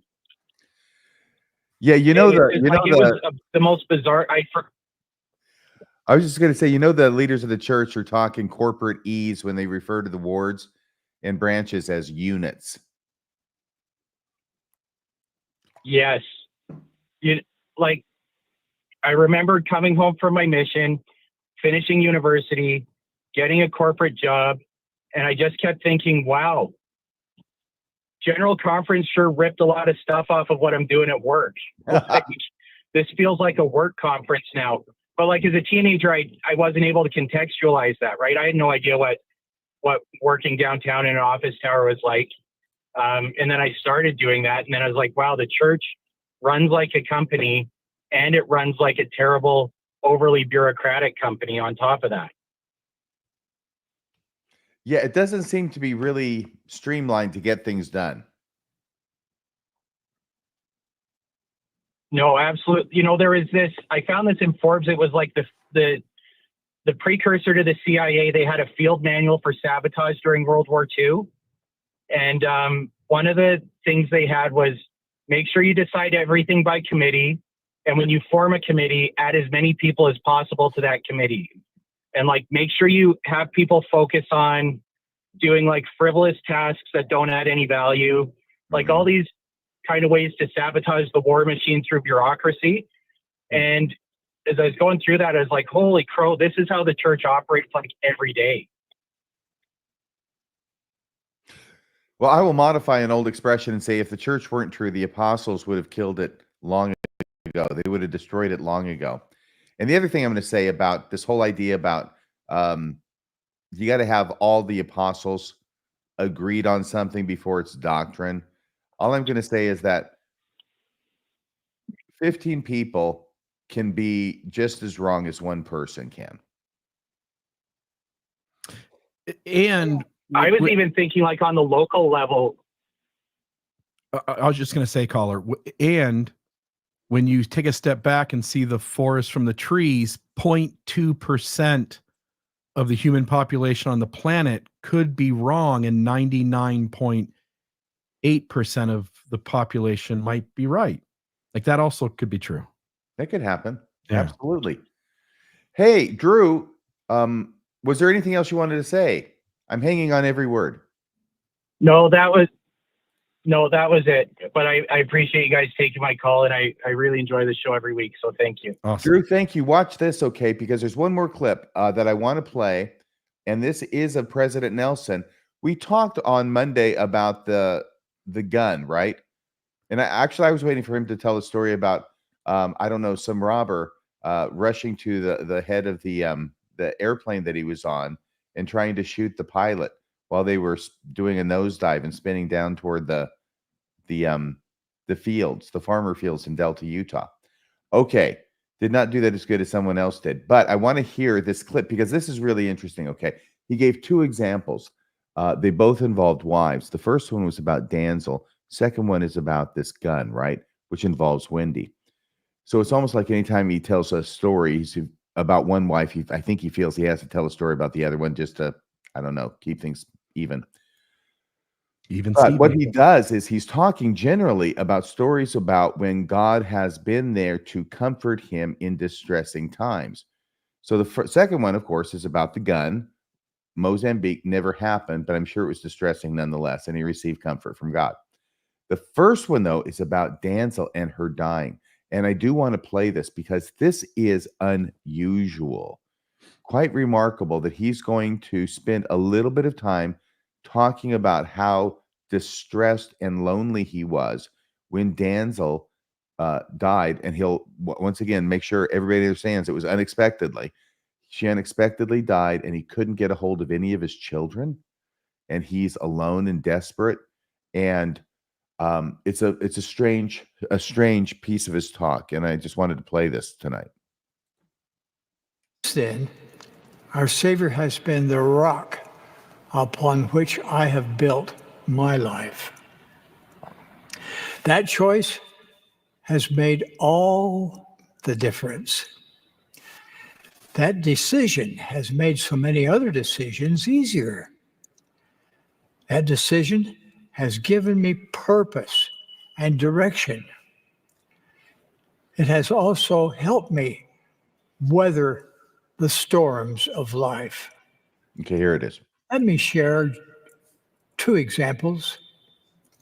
First, when my wife Danzel unexpectedly passed away, I could not reach any of our children. There I was, alone, devastated, and crying out for help. Gratefully, through His Spirit, the Lord has taught me why my dear Danzel has been taken home. With that understanding, I was comforted.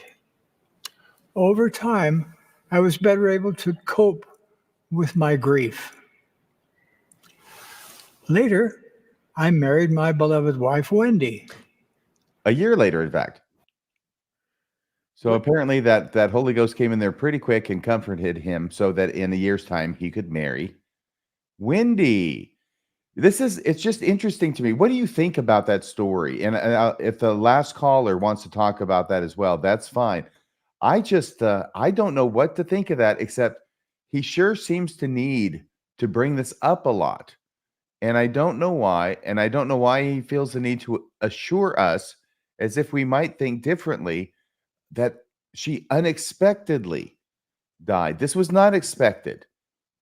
Why does he have to talk about this so much, do you think, Bill? Is it because it just was traumatic for him? And it certainly might be, being in that position. I'm not sure. If I'm his kids, I don't care whether it's true that he couldn't reach us or he could reach us, but that's not a story I'd want my dad telling in front of the entire world. What did you think? I'm hesitant here only because I know a little bit more than what we just played, right? Ooh, yeah. And are you wanting to talk about that tonight? Because I think on the surface, just hearing that, people are going to go, "Man, you're nitpicky, RFM." Oh, I am. And but by some extra information, my mind is running. So, what would you want to say about this story? And he was like grim. And then the moment he left his wife Danzel to Wendy, he like immediately perks up and and then what happened was, he could be doing the ASL thing.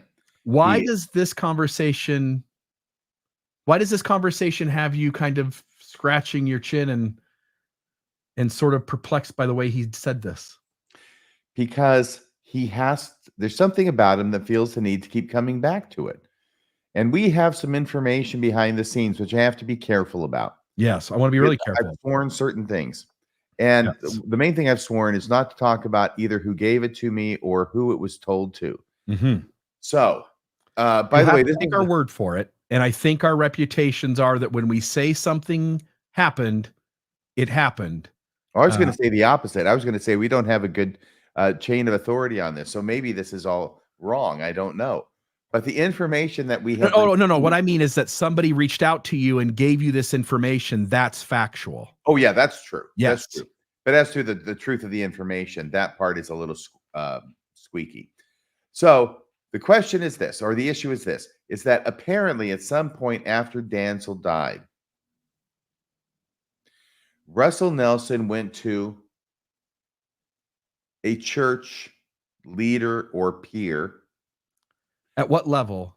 Can't tell you that. Okay. That's the main thing I can't tell you. Gotcha. To discuss what had happened. And apparently, allegedly, said that he did not give Danzel CPR because of her issues. So one source Yes. gets one source, again, through the grapevine a little bit, but people you trust to give you factual information, people who have been dependable in the past. Yeah. And the information you get is that Russell M. Nelson did not, he's told people he did not perform CPR on Danzel because she had something pre-existing that gave him the inclination to not do it. Because of her issues. Yep. I don't know. Yep. When I took CPR training, I was told any CPR is better than no CPR. Yeah. There's no training that involved, if a person has issues, then you don't do CPR. Yeah, I think there would be moments. Again, my mom died of cancer. I sat with her in a hospice facility for 11 days while she starved to death. Ooh. If somewhere on day 2, 3, 4, 7, 10, or 11, she had a heart attack, it would occur to me that it's inappropriate to do CPR. We're here because she's on her way out. Yeah. So there are moments, but let's say she has a heart condition, but anticipates living a full, long life. You either don't do CPR and she passes away anyway, or you take a chance and you do CPR. So what I'm saying in cahoots with what you're saying is that there are very few pre-existing pieces of knowledge that would have me not perform CPR on my wife who heart just stopped. Right. Yeah. But one of the things that helped him get through this is that God told him why it is that God killed his wife. Took her. Right. A nice way. Yeah. To say murder. And God does murder a lot. Tell us what it was. No. It was a good reason, though. Yeah. So that's one piece. Who the heck else is Wendy going to marry and get to the celestial kingdom? Right. So that's one piece of information. That he did not perform CPR. Yes. Is there any other pieces of information? Here's the thing. I don't really remember all of this. And if the person doesn't call in, I'm going to be really, really clear that I'm not certain about how this information is. This other person is in a transatlantic flight or something who could call in if they wanted to. By the way, who's the third caller? Maybe that is the third caller. It is not. I have a Caitlin on the phone and it says something about Alberto's talk. So I don't know how the dictation got wrong and I don't know what it is they're wanting to talk about. Well, maybe there's a guy named Alberto who gave a talk. Maybe.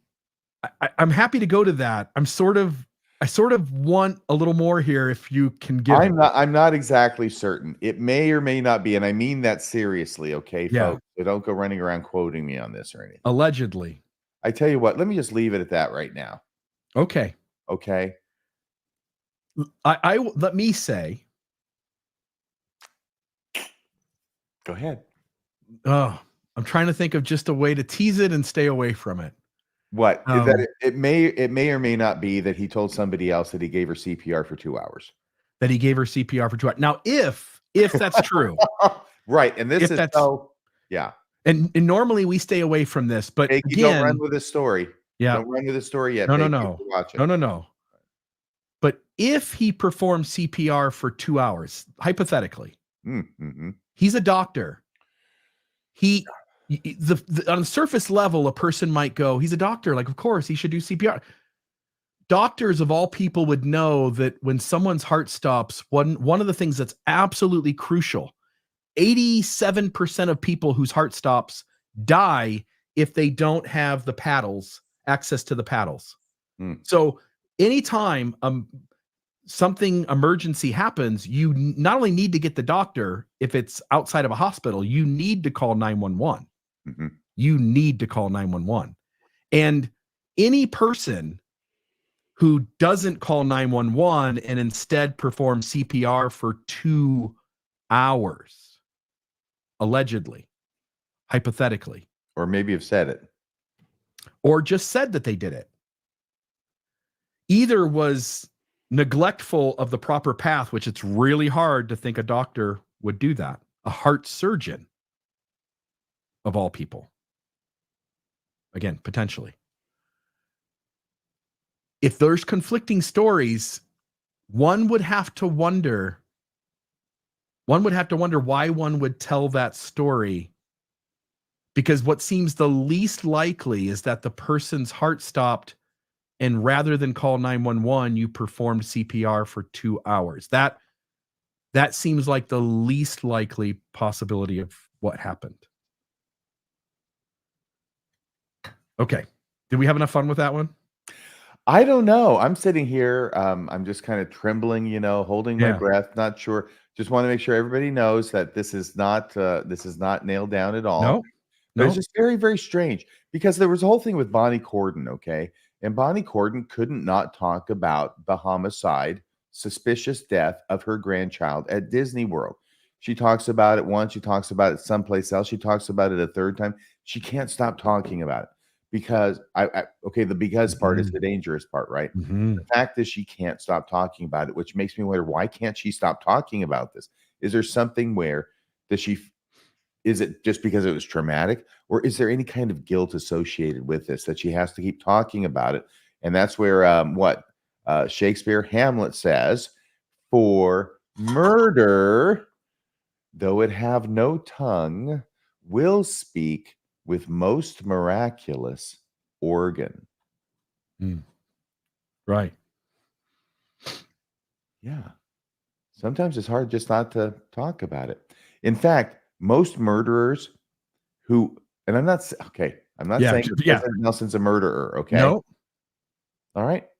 Not saying that at all. Certainly not saying Bonnie Cordon's a murderer.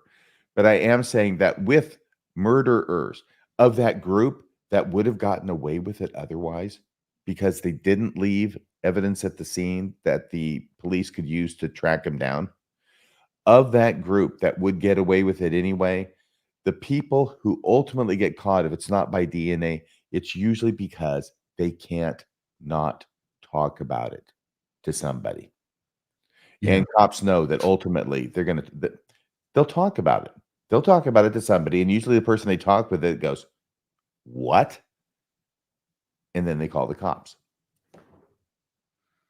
Yeah. We can't help but behave weirdly when we're trying to be non-suspicious, inconspicuous, or not suspicious about something.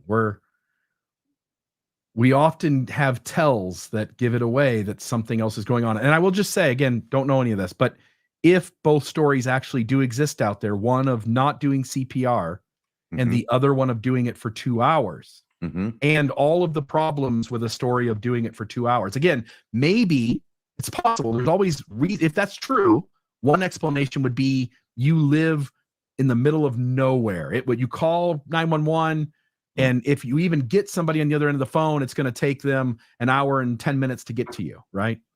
Right. That in that kind of instance, I could see it. The best thing is I'm a doctor, and there's no time to stop and make a call. I'm just going to do it. They're not going to get here anywhere near in time anyway. But it doesn't sound right that if that's true. Again, don't know if it is. Yeah. And again, normally we don't do that, but I know a little bit more of the background, and I think we're playing it safe, but I think it's at least worthy to note these apparent contradictory statements. Anyway, it's not like the guy's ever fibbed before in recounting a story.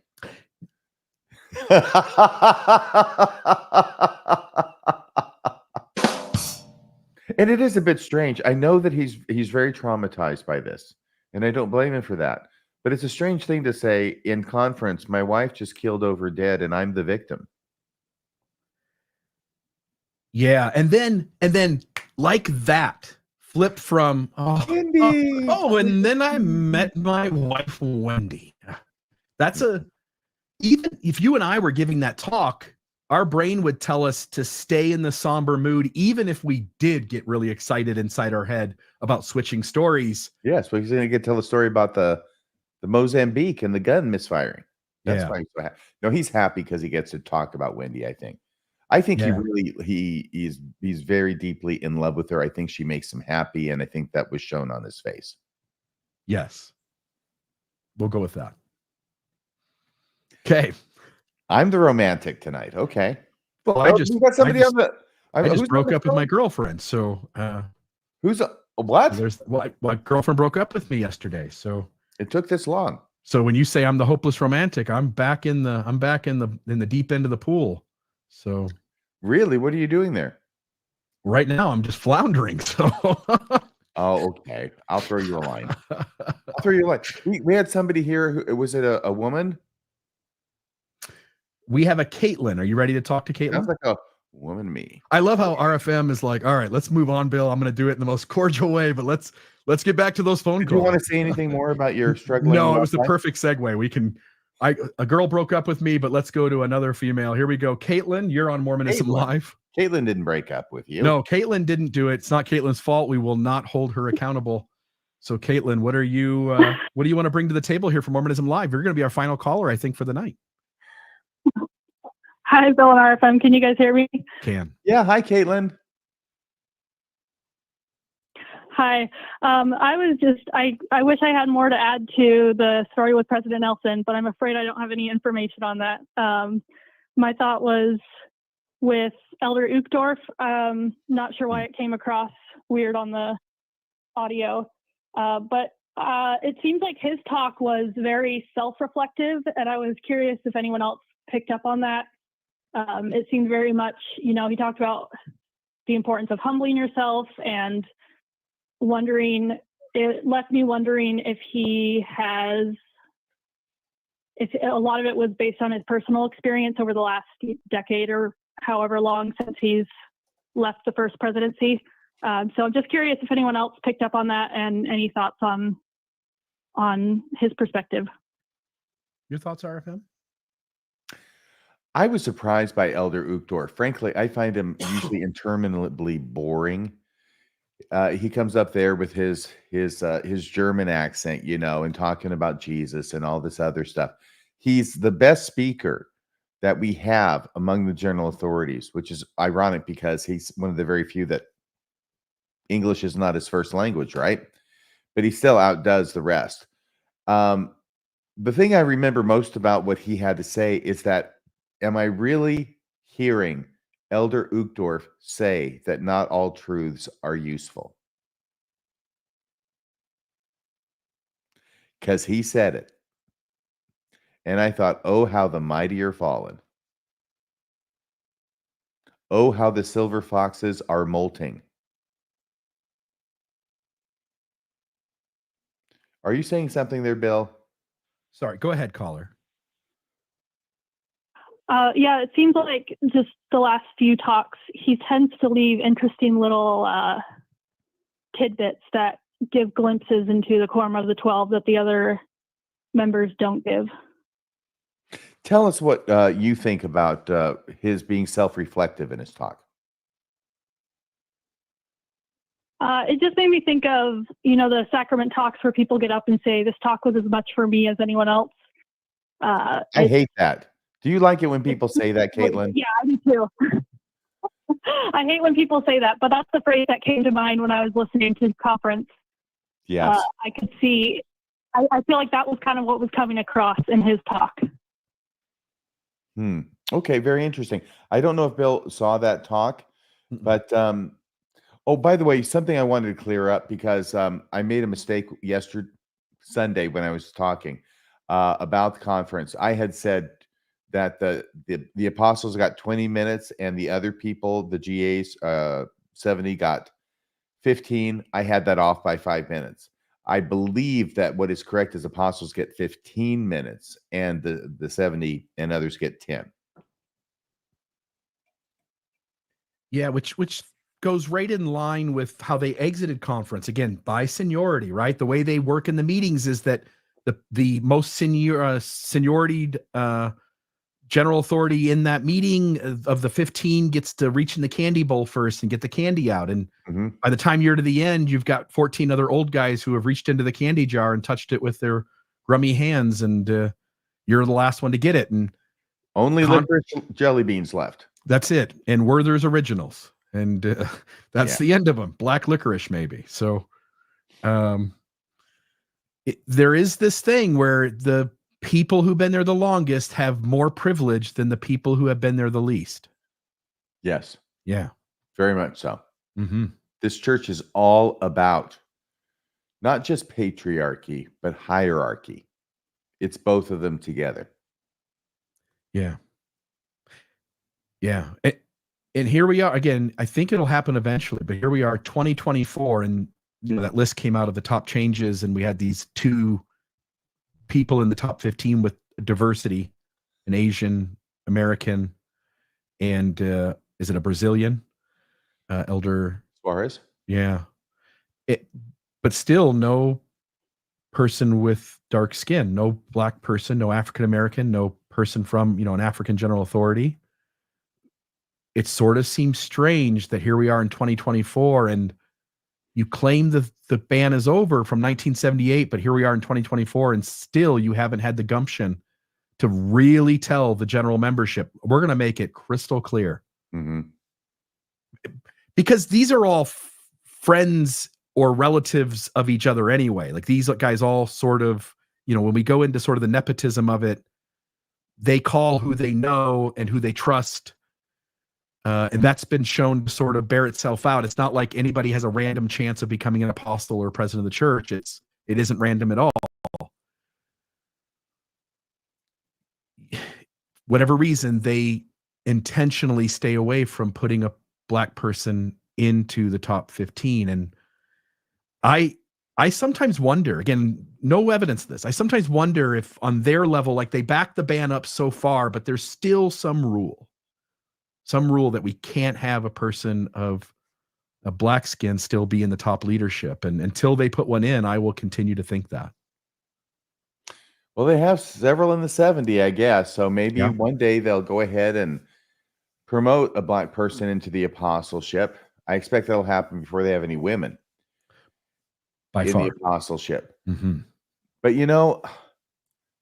just to think about it from the other side for a second, you got these 15 guys and one passes away, so you got 14 left usually, and they have got to make a really, really big decision. And that's going to be who's going to be an apostle. And that means you are going to trust this person with everything that you have to trust an apostle with for the rest of their life.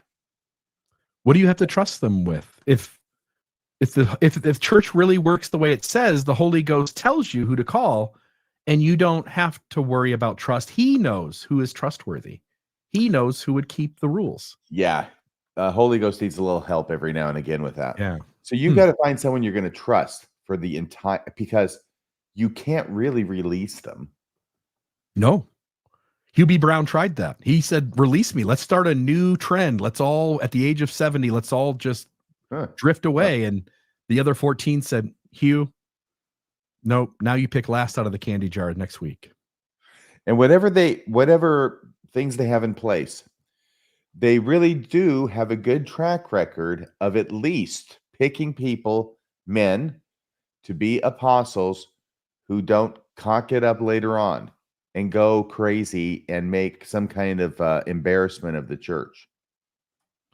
Yeah, but the Holy Ghost should know who that is. It shouldn't always be within the circle of those 15 men. seems sort of like they're the ones who are actually picking who the next person is, and it's not really God involved at all. Well, maybe the Holy Ghost is why they're doing such a good job. Though I understand they have a lot of tracking software as far as people coming up through the ranks, so that there is a Yeah. short list and a long list when it comes time. I do not believe that it is the case that when an apostle dies, that's the first time they start thinking about a replacement. No, they are. When you look at these men's background, lots of them have already been trusted with other callings where they've had to make really big choices about whether they will follow the brethren or be inclusive and compassionate to the members.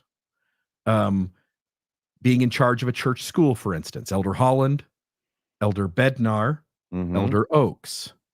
Lots of them are lawyers, which might involve some attorney-client privilege kinds of things as those things happen.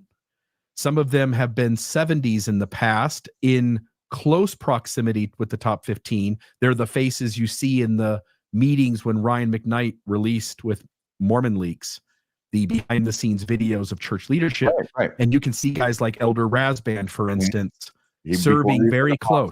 close. Yeah. And some of these folks are the children. Elder Holland's one kid is now, I think, running one of the church schools. President Packer's kid is a 70. Not Gordon B. Hinckley. Elder Eyring. Eyring running one of the schools. BYU, I'm thinking of someone else. Did he just get released? I think he might have just gotten released. President Eyring's son, but it'll be a matter of time, I expect, before he's going to be a general authority and an apostle. Yeah. So when someone gets called into the top 15, they already have a very good hunch that that person is a company man and church broke. Yes. Yeah. They better be. Yeah. But again, if the church was what it claimed to be, you would see people called from all over the place because God would already know their hearts. And it wouldn't matter that the apostles in the first presidency and the prophet of the church know that person. They wouldn't need to know them. The Holy Ghost could tell them Gary from Scranton, Pennsylvania is going to make a great apostle. You should just go ahead and issue the call. And somehow Gary from Scranton, Pennsylvania never gets the telephone ring. He's hanging by his phone night after night, waiting for it to ring. No, it's also possible that if the church were what it claimed to be, they wouldn't have to spend so much time hiding its history from the members. No, that's true too. Amen. Just an idea. Yeah. All right. So I guess we're about ready. Now that was the last phone call. Caitlin's, we got done with that call. That's Yep. Thank you, Caitlin. Okay. Are you in discomfort, my friend, right now? Do we need to close real fast? A few minutes ago, as I say, a few minutes ago, I did stand up and sort of checked things out. Yeah. It's a little better than I thought it would be. So Good. I'm feeling mildly. And just show us, because everybody wants to know. No, I almost, when I first messaged you about, hey, this is going on, I had like 3 paper towels sitting out, the drop of blood on the kitchen floor. And oh my gosh, I almost was going to like, hey, just so you know, I'm not kidding here, but that would have been gross. So I didn't think, you can thank me later. Thank you. I'll thank you now. Okay. You're welcome. All I know is if I was bleeding out my ass, I'd be showing everybody. Yeah. When you, I mean, that's something to be proud of. Well, the difference between me and the top 15 leaders of the church is I generally try to be very vulnerable in an effort to show what vulnerability looks like and to show that shame doesn't need to have as much of a place as it has. But bleeding out of my ass cheek, not my, when the way you say it makes it sound even worse. Thank you. I have to get some hemorrhoid cream or something, but that's some not vulnerability we don't have to see. That's true, but it makes for an entertaining episode. It does. I hope so. I can hardly wait to go back and read the live chat. It's pretty good. Well, thank you, everybody. If you have anything else to say, you go ahead, but I'm going to close out. Okay. So thanks everybody so much for watching the show, Mormonism Live tonight. Please hit like, please hit subscribe. And if you haven't already, first off, thanks to everybody who has subscribed, who donates. We love you. We love all of you equally, without condition, here at Mormonism Live. We just love those who donate a little bit better. And if you haven't donated, please go to mormonismlive.org Yeah, it says it right up there. MormonismLive.org. Make a donation, make it monthly. You'll feel better about yourself, and so will we. So thanks so much. Hopefully you'll join us next week. Oh, one more announcement. One more announcement. You are starting to look kind of pale, Bill. Okay. People have said that in the chat. You're saying it now. I hope I was kidding. I Okay, hope so the too. announcement about Mormonism Live, right? No, this is Mormonism Live about Friday night. Friday This is night. Mormonism After Dark. Mormonism After Dark, 8 p.m. We may be calling it Mormonism Post-Op this week. Yeah. I might be getting stitches for a second go around. They might have to staple some things, use some super glue and all kinds of stuff because, yeah, I won't even say the next thing. But so join us Friday. Please. Join us next week, next Wednesday at 6:20 p.m., which it always has been, by the way, for those of you in the live chat. I was watching some of the early comments. 6:20 p.m. Mountain Time next Wednesday, and this Friday, correct? That's right and correct. Friday, 8 p.m. Friday at 8:00 p.m. Mountain Time. Please join us for Mormonism Post-Op. All right? And we'll have a lot of fun. So see you then. Have a good night. Thanks again for joining us. Good night, everybody. Good night, everyone.